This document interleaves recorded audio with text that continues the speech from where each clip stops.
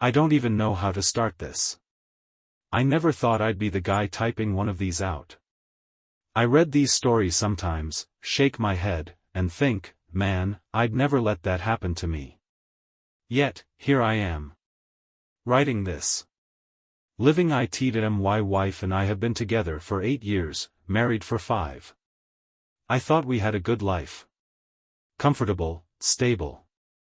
Nothing crazy, but I always figured that was a good thing. No real fights, no screaming matches. We had our disagreements, sure, but who doesn't?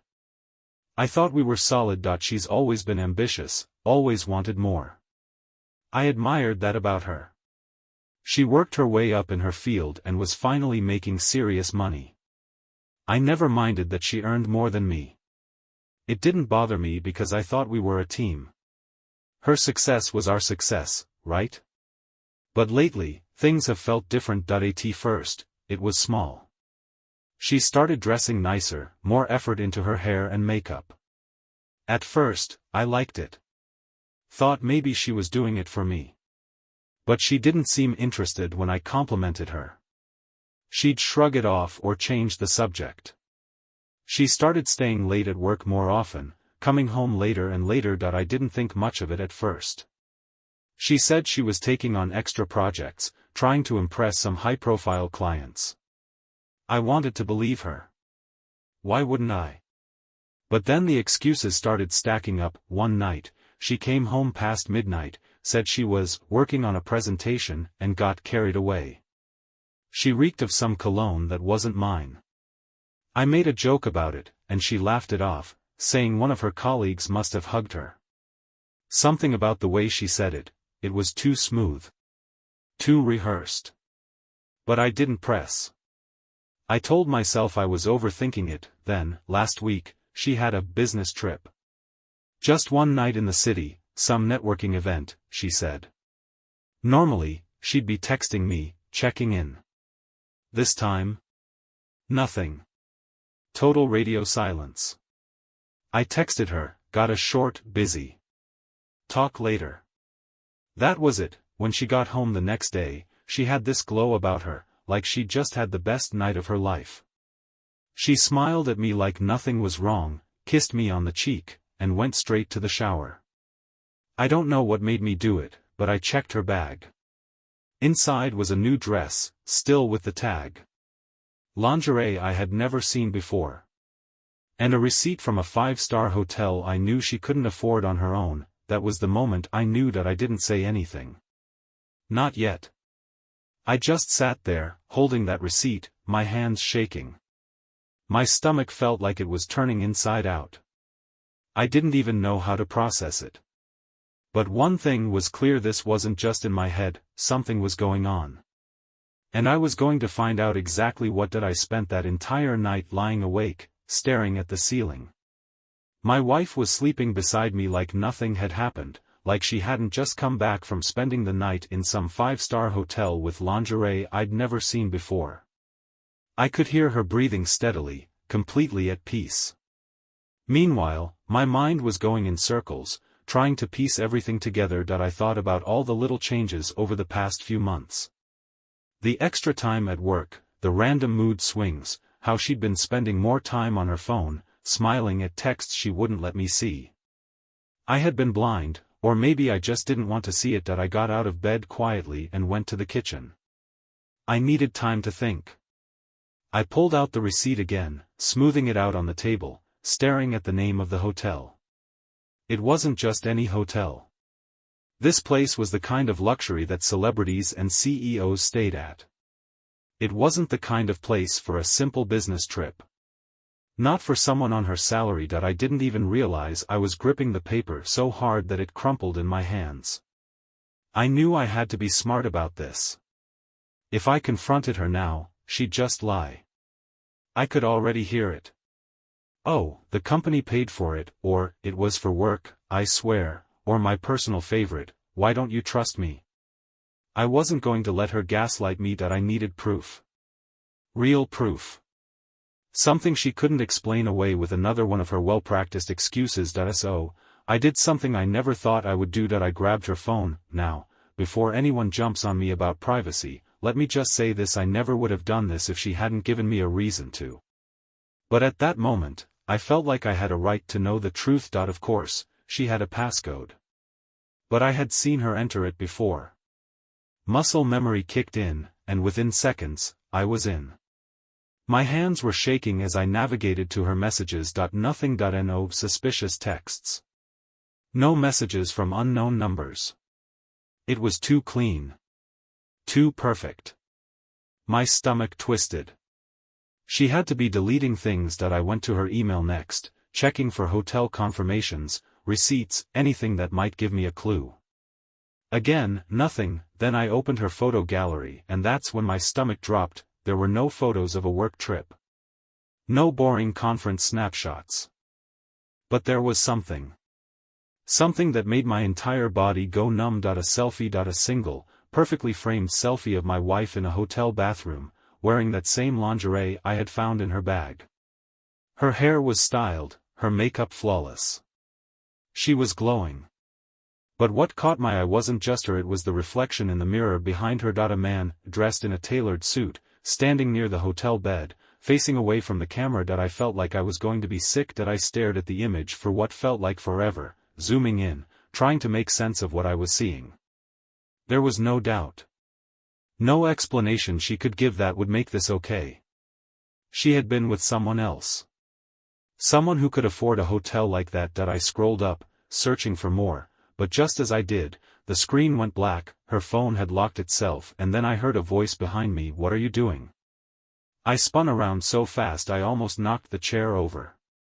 She was standing in the doorway, wearing one of my t-shirts, her hair slightly messy from sleep. But her expression wasn't sleepy, it was sharp. Alert. She saw the phone in my hands and immediately, her face twisted into something ugly. "Are you going through my phone?" Her voice was full of manufactured outrage, but I could see it in her eyes. Fear. Panicked. I took a deep breath, forcing myself to stay calm, even though my heart was racing. "I couldn't sleep," I said. "You've been acting different. I needed to know." She scoffed, crossing her arms. "So you just decided to invade my privacy? Unbelievable. Do you have any idea how messed up that is?" I clenched my jaw. She was trying to flip this on me. Trying to make me feel like the bad guy. "I saw the picture," I said. My voice was lower now, steadier. "The one from the hotel." Her whole body went stiff. She blinked, just once, and then quickly shook her head. "What picture?" "I don't know what you're talking about." I held up her phone. "The one where you're in that fancy hotel bathroom. Wearing that lingerie I found in your bag. The one with some guy in the background." Silence. For the first time, she looked nervous. Really nervous, but then, just as quickly, she rolled her eyes and let out a sharp laugh. "Oh my God. You're being ridiculous." I stayed quiet, waiting. Letting her dig her own hole, she sighed dramatically. "That was from a business trip, okay? That's my coworker. We were at a networking event, and I just snapped a quick picture before heading back downstairs." I didn't say anything. I just watched her. She shifted, suddenly looking uncomfortable under my stare. "I don't know why you're making this into a thing," she said, her voice getting more defensive by the second. "I work with high-profile clients, all right? Sometimes we get put in fancy hotels. It's not a big deal." I felt my fingers tighten around her phone. I had expected her to lie. I knew she would. But hearing it, watching her say it so easily, made my blood boil. I took a slow breath, trying to keep my voice even. "Then why did you delete all your messages?" That hit a nerve. Her mouth opened, then closed. Her eyes flickered to the side for just a second, just long enough for me to catch it. "There was nothing to delete," she said quickly. "I just keep my inbox clean. Unlike you, I don't hoard texts for no reason." I stared at her, feeling the last bit of hope I had crumbling away. She wasn't just lying.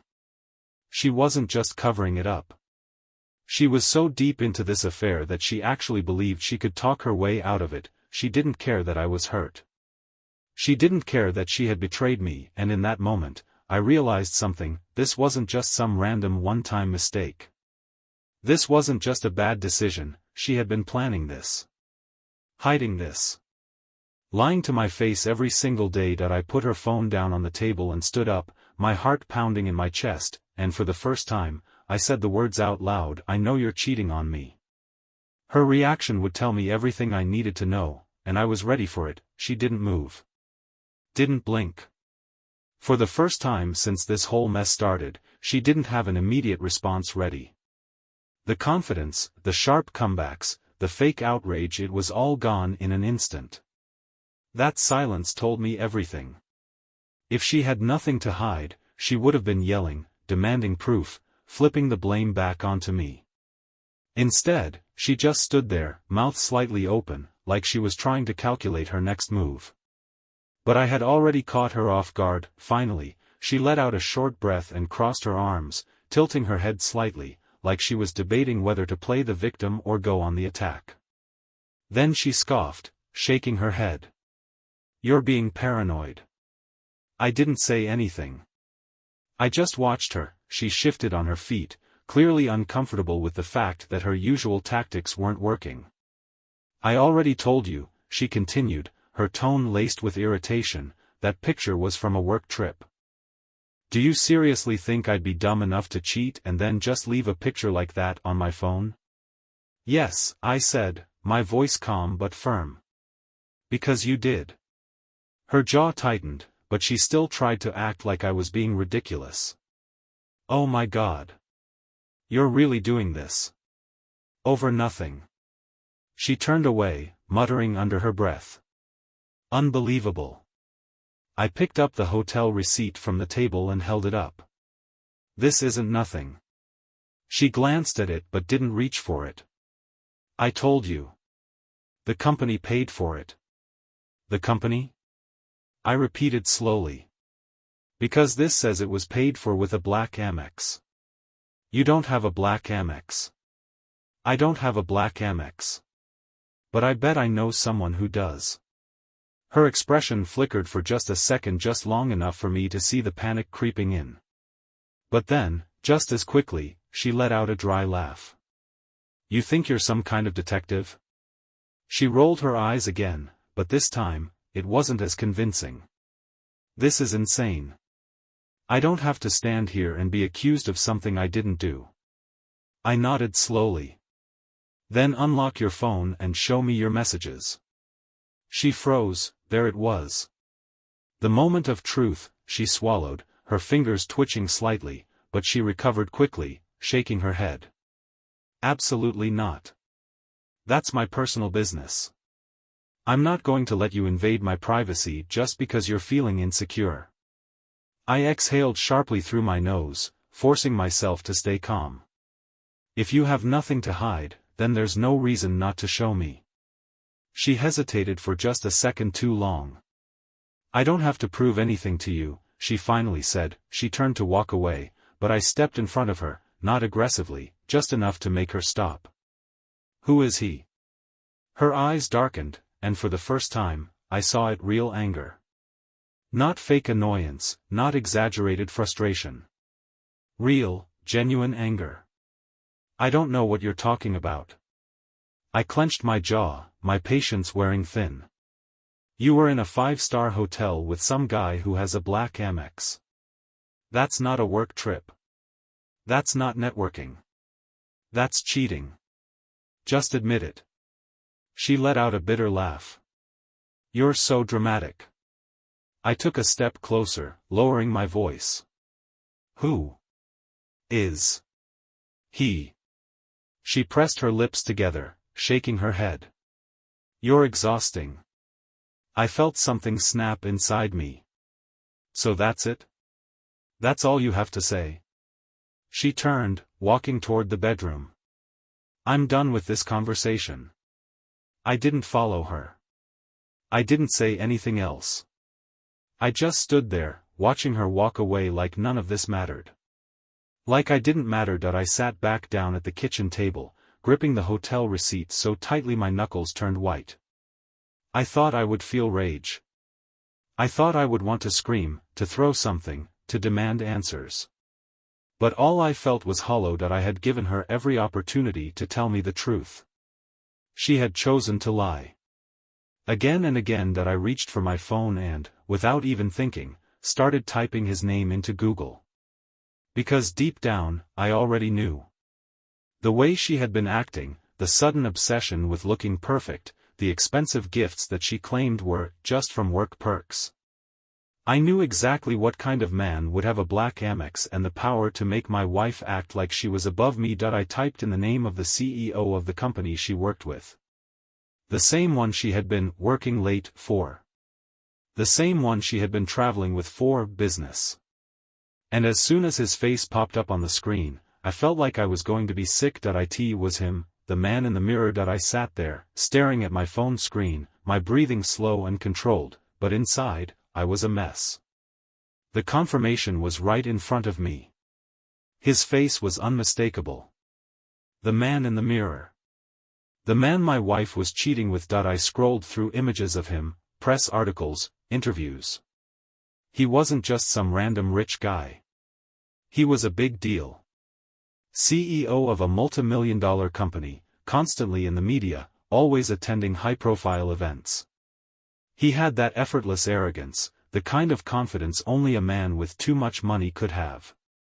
The kind of man who saw people as things to be owned, used, and discarded. I went back to the hotel receipt, scanning for more details. The date was from the night she was supposedly on a business trip.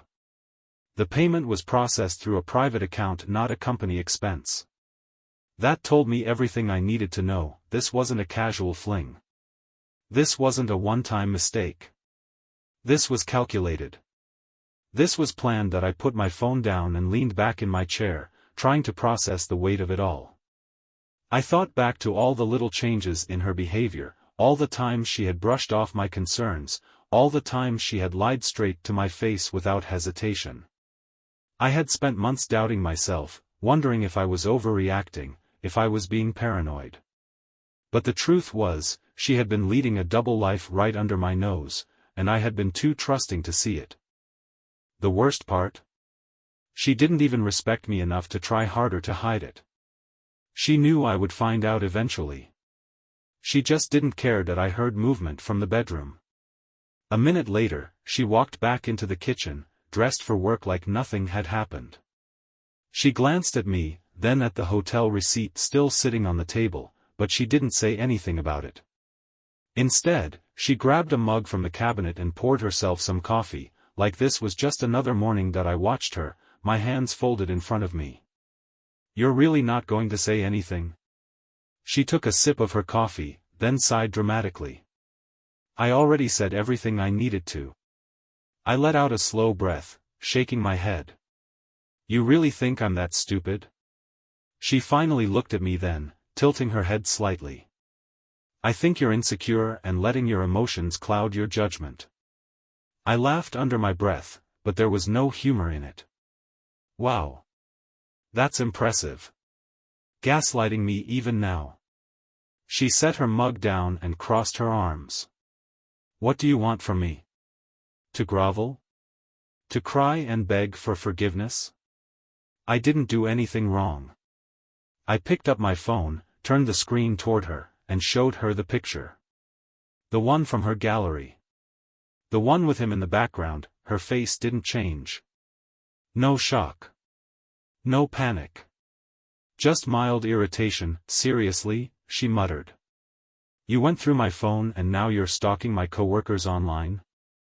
Do you hear yourself?" I clenched my jaw. "He's not just your coworker." She gave a small shrug. "Believe what you want." I exhaled slowly, tapping my fingers against the table. "How long?" She rolled her eyes. "How long what?"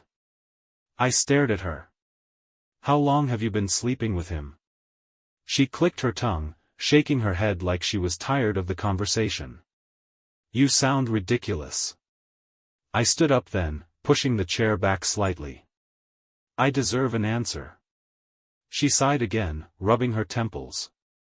Oh my God. You are exhausting. I felt my hands curl into fists at my sides. You can't even give me the respect of telling me the truth. She tilted her head. What difference would it make? That stopped me cold. I blinked, letting the words settle in. She wasn't denying it anymore.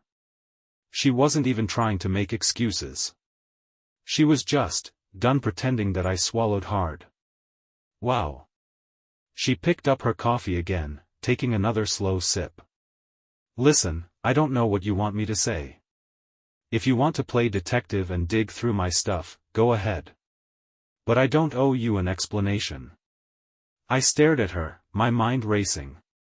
You don't owe me an explanation. I repeated, my voice low. I'm your husband. She smirked slightly, but there was no warmth in it. And what does that mean to you, exactly? I took a slow breath, trying to control the storm building inside me. It means I trusted you. It means I built a life with you. It means I deserved better than this. She shrugged. Then leave. Just like that. Like I was an inconvenience. Like she had already moved past this, past me, that I should have been furious. I should have been breaking things, shouting, demanding answers. But all I felt was empty, that I had spent months questioning myself, second-guessing everything, wondering if I was the problem. But now, seeing her like this, hearing those words come out of her mouth so easily, I realized something. She had never respected me, that I had been so focused on figuring out if she was cheating that I had missed the bigger picture. This wasn't just about her sleeping with someone else. This was about who she was.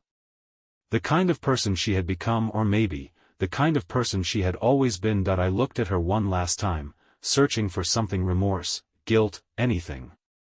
But all I saw was indifference. I nodded slowly. Okay. She arched a brow. Okay. I picked up the hotel receipt, folded it neatly, and slid it into my pocket. Then I grabbed my keys from the counter. You're right, I said quietly. I should leave. I saw the flicker of surprise on her face, but she masked it quickly, giving another indifferent shrug. Suit yourself. I didn't say another word. I didn't slam the door or make a scene. I just walked out, and for the first time in months, I felt free. But this wasn't over. Not by a long shot. I drove with no real destination in mind. I just needed to be away, somewhere she wasn't, somewhere I could think without feeling like I was drowning. The whole drive, my mind kept replaying our conversation. Her indifference, her complete lack of remorse. She had been caught, exposed, and she barely even flinched. I had expected denial, maybe even anger, but nothing. At some point, I ended up in a parking lot outside an old diner. The neon lights buzzed faintly, cutting through the evening darkness. I parked and sat there for a while, staring at my hands on the steering wheel, trying to process everything. My wife, the woman I had built a life with, trusted, loved, had looked me in the eyes and told me to leave like I was nothing to her. Maybe I was. I let out a long breath and stepped out of the car, heading inside. The place was nearly empty, just a couple of truckers at the counter and an older waitress who barely glanced at me as she poured coffee. I slid into a booth near the window, pressing my palms against my face. My thoughts were all over the place. I had two choices. I could let this consume me, let her win, let her treat me like an afterthought while she ran around with some millionaire. Or I could do something about it. I pulled out my phone and stared at the hotel receipt again. My fingers hovered over the screen before I typed in the name of the hotel and called their front desk. Good evening, this is the Continental Suites, how may I assist you? I cleared my throat, trying to keep my voice steady. Hi, I stayed there recently and lost something in my room. I was hoping you could check for me. Of course, sir. May I have your name and the room number you stayed in? I glanced down at the receipt, my heart pounding. It was under the name of. I hesitated, then took a gamble. David. A brief silence. Ah, yes, Mr. Sterling. We have your information here. What exactly did you misplace?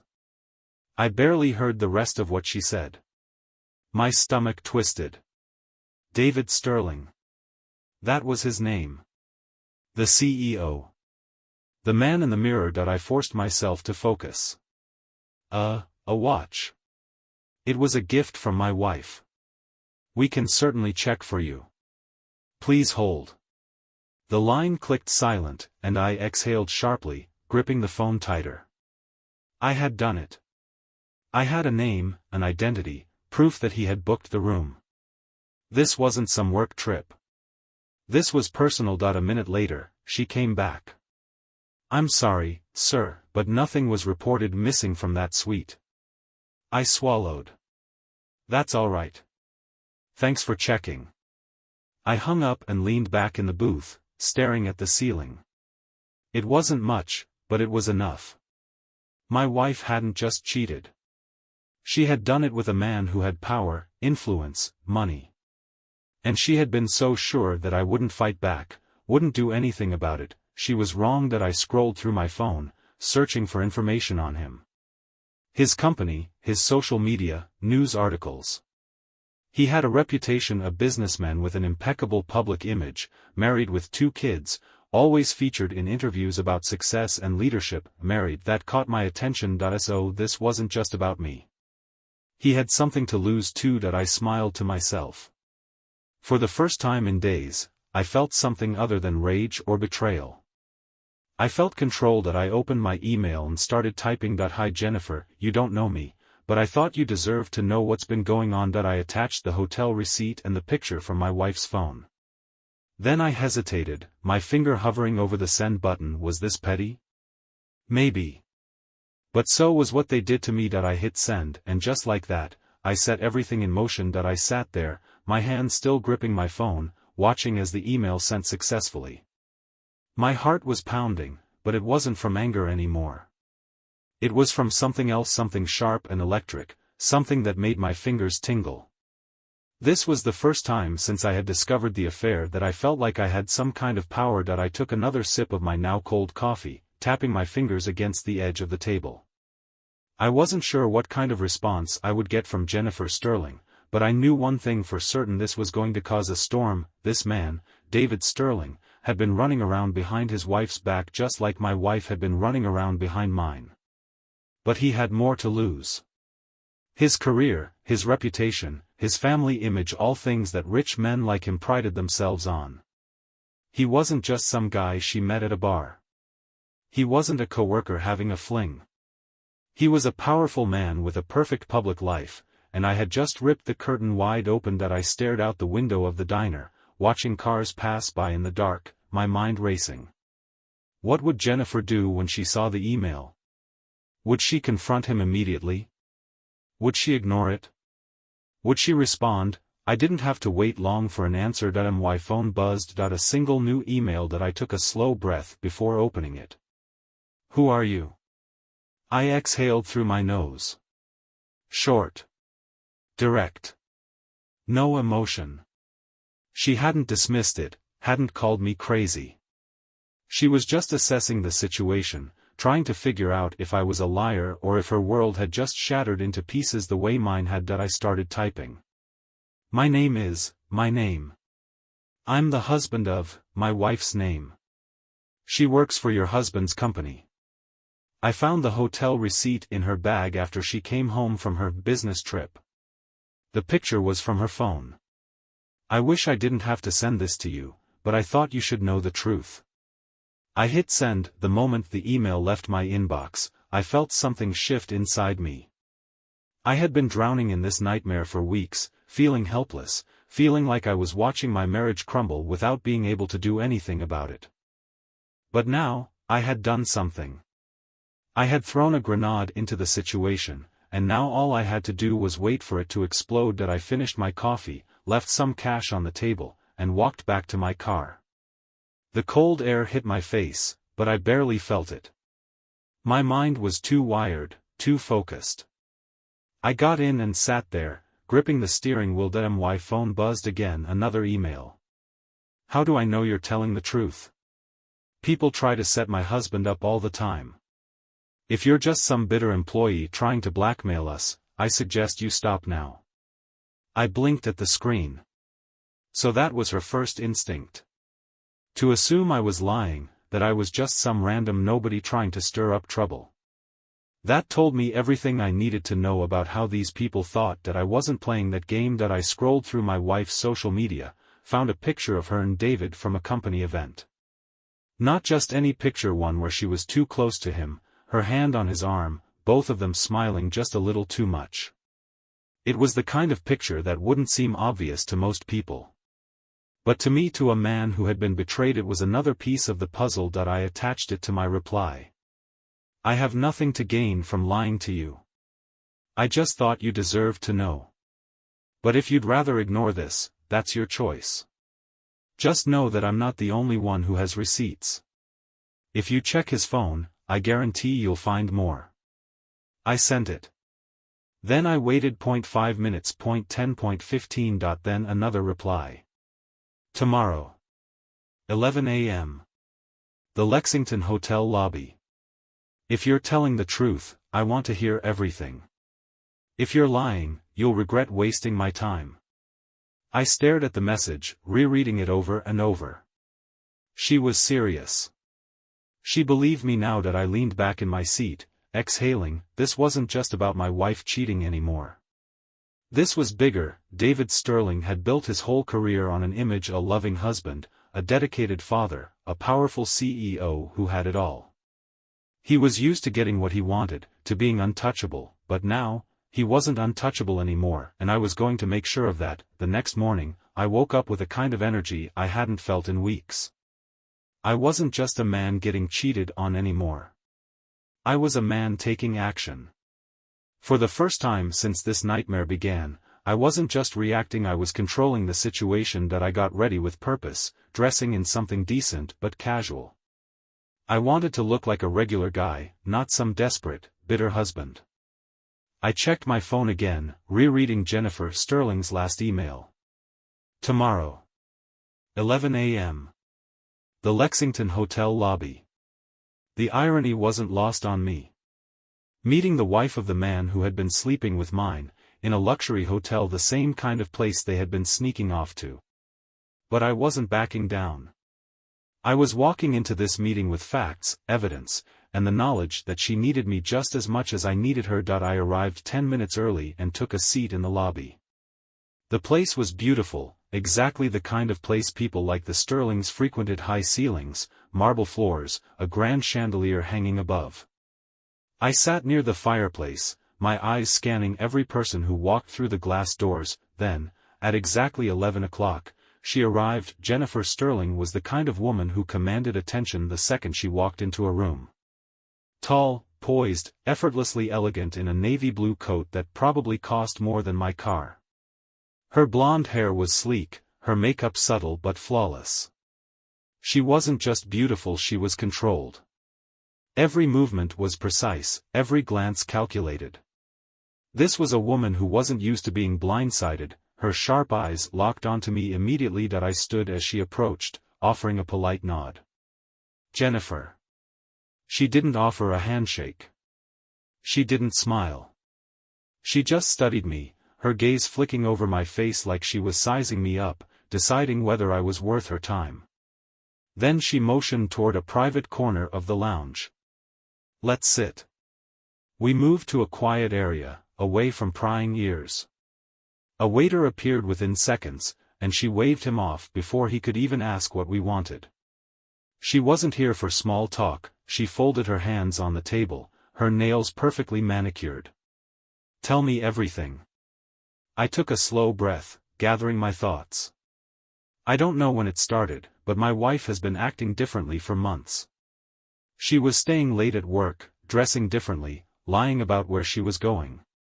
I started noticing little things: hotel receipts, expensive gifts she couldn't afford, deleting her messages. Then I found the picture. I pulled out my phone and slid it across the table. Jennifer took it, her expression unreadable as she studied the photo. Her perfectly controlled mask never cracked, but I could see the way her fingers tensed just slightly around the phone. She recognized the bathroom. The lingerie. The man in the mirror. After a moment, she placed the phone down and met my gaze again. "And you're sure about this? You're sure it wasn't just a misunderstanding?" I almost laughed, but I kept my voice steady. "Look at him," I said. "It's your husband. It's not a misunderstanding. It's not some random guy who happens to look like him. It's him. You know it, and I know it." She didn't argue. She didn't try to defend him. She just sat there, her jaw tightening slightly. Then, after a long pause, she exhaled through her nose. I had a feeling. That caught me off guard. "You suspected?" She nodded, her eyes flickering with something dark, something that wasn't just pain. It was calculation. David has had temptations before. But he's always been careful. I never had solid proof. Just instincts. I frowned. "And you never confronted him?" Her lips pressed together. "When you live in my world, you learn that a confrontation without evidence is a wasted confrontation." There it was. The power dynamics of their marriage. She had always suspected, but she had never had enough to make a move. Until now that I leaned forward slightly. "So what now?" She studied me for a long moment, then tilted her head. "Why did you come to me?" "Because I knew he had more to lose than just a marriage," I said simply. "I'm not an idiot. If I confronted my wife alone, she would just lie, spin it in a way that makes me look crazy." "And your husband?" "He's a CEO. A powerful man. A man who built his entire public image on being a family man. If this gets out, he doesn't just lose you. He loses everything." Jennifer's lips curled into something that wasn't quite a smile. It was appreciation. She sat back, considering. "You're right. He does have a lot to lose." I stayed quiet, letting the weight of those words settle between us. Then she sighed and reached into her purse, pulling out her own phone. She scrolled for a moment, then turned the screen toward me. It was a text exchange between her and David, and as I read through it, I felt my stomach twist. "David, you don't understand, it was nothing." "She means nothing, Jennifer, you always say that. But I think it's time you learned what nothing really means. David, please. Just let me fix this." "Jennifer, you can't fix what's already broken." I looked up at her. "You already knew before I emailed you." She gave a small shrug. "I had my suspicions.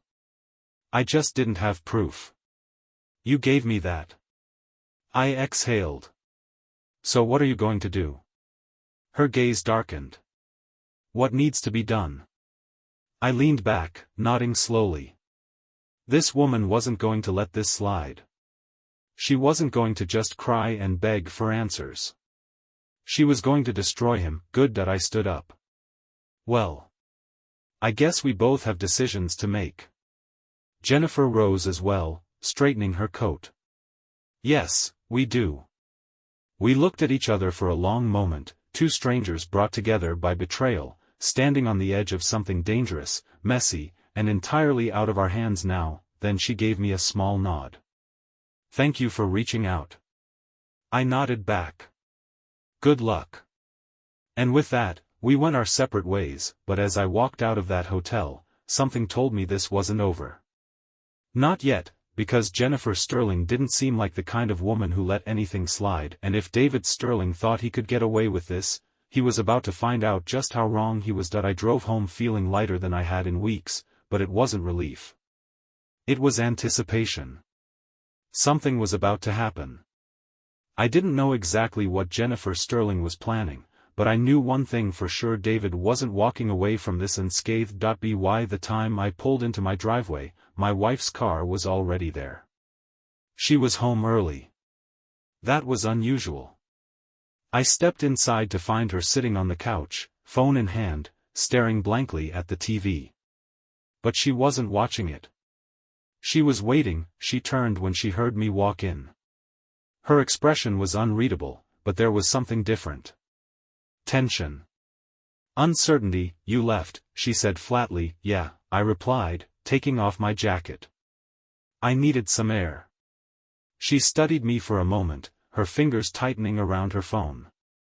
I could almost see the wheels turning in her head. Something was off. She knew something that I walked into the kitchen, grabbed a bottle of water, and leaned against the counter. You waiting for a call or something? She blinked, then shook her head. No, lied. I took a slow sip of my water, watching her carefully. Then I set the bottle down. Jennifer Sterling emailed me last night. Her entire body stiffened that I nodded slowly. Yeah. We met today. Talked. Silence, then, finally, she swallowed. You're lying. I almost laughed. Am I? She sat up straighter, gripping the phone tighter. Why would she talk to you?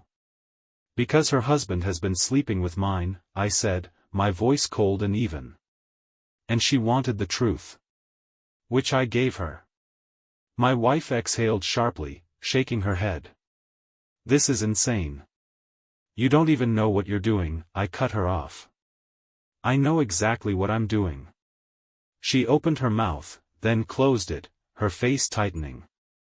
Her usual arrogance was cracking now. The confidence, the dismissiveness, it was all slipping away. Jennifer isn't stupid, I continued. She's not going to let this slide. You think David's going to protect you when she comes for him? You think you're special to him? You're just one of many. Her nostrils flared slightly, but she didn't respond. That I let out a humorless chuckle. He probably told you he was going to leave her, didn't he? Her lips parted, but she said nothing. Yeah, I muttered, shaking my head. Of course he did. The silence in the room was thick. I could feel the weight of it pressing down on both of us. I had broken through. I walked to the living room, standing just a few feet from her. So tell me something. Was it worth it? Her eyes flickered with something: anger, regret, maybe both. You don't understand, I laughed. Oh, I understand perfectly. I grabbed my phone, pulled up my email, and showed her the picture. The one from her gallery. The one that had started all of this. She inhaled sharply. Where did you? Doesn't matter, I cut in. I've got proof. And I'm done listening to your lies. Her mask finally cracked. So what now? She snapped. Are you going to divorce me? I exhaled, rubbing my temple. Divorce? Oh, that's already happening. She flinched slightly. But first, I added, my voice lowering, I want to see what happens when your millionaire boyfriend realizes he just lost everything. Her face paled. Right on cue, her phone rang. She glanced down at it, and for the first time since I had walked in, I saw it. Panic. David Sterling. She didn't answer. I smirked. You should probably take that. She swallowed hard, her fingers trembling as she picked up the call and put it on speaker. Hello? Are you out of your mind? David's voice came through, low and furious. Do you have any idea what you've done? My wife blinked, confused. What? Jennifer knows everything. His voice was sharp. Desperate. She has my phone. She's been going through my accounts. Do you understand what that means? She's going to ruin me. I folded my arms, watching the color drain from my wife's face. What do you expect me to do? She asked, her voice cracking slightly. David let out a harsh breath. I expect you to stay away from me. I can't be connected to this. Not now. Not ever. And there it was, the man she had risked everything for was cutting her loose. She started, but he interrupted. Lose my number, he hissed. I'm serious. If you so much as try to contact me, I will make sure you regret it. The line went dead. My wife sat there, stunned, phone still in her hand. I tilted my head. Well. That was fast. She slowly looked up at me. There were tears in her eyes now, but I didn't feel sorry for her. Not even a little. You ruined everything, she whispered. That I let out a slow breath. No. You did. She covered her mouth with her hands, shaking her head. What am I supposed to do now? I grabbed my keys from the counter and walked to the door. That's not my problem anymore. She stood up suddenly, her voice breaking. Wait. I turned, giving her one last look. I was wrong, she stammered, her confidence completely shattered now. I should have never. I don't know why. I held up a hand. Stop. She froze. I exhaled slowly.